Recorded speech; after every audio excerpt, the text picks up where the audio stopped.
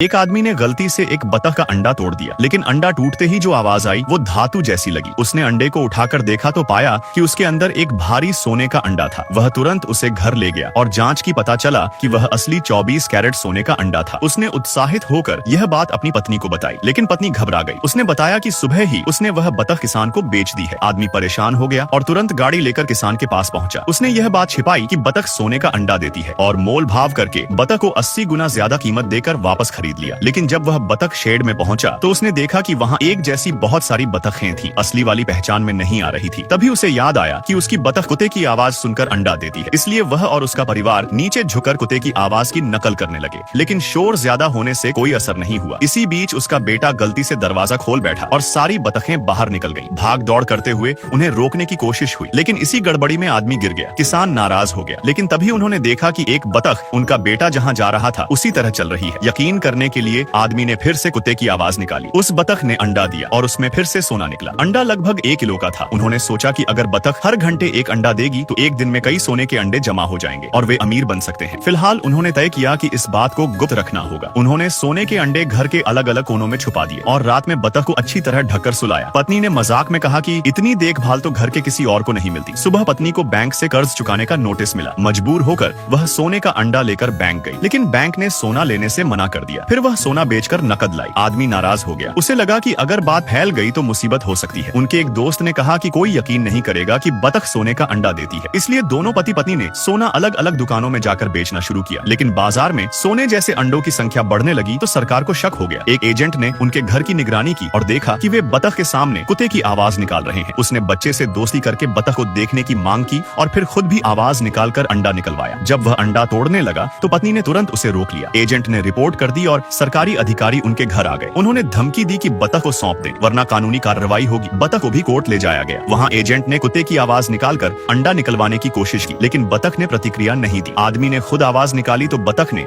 एक सामान्य अंडा दिया। जांच में वो साधारण अंडा निकला और बतख को निर्दोष मानकर छोड़ दिया गया। असल में आदमी ने पहले से तैयारी कर रखी थी और बतख को हल्का झटका देकर सामान्य कर दिया था ताकि वो कोर्ट में सोने का अंडा न दे।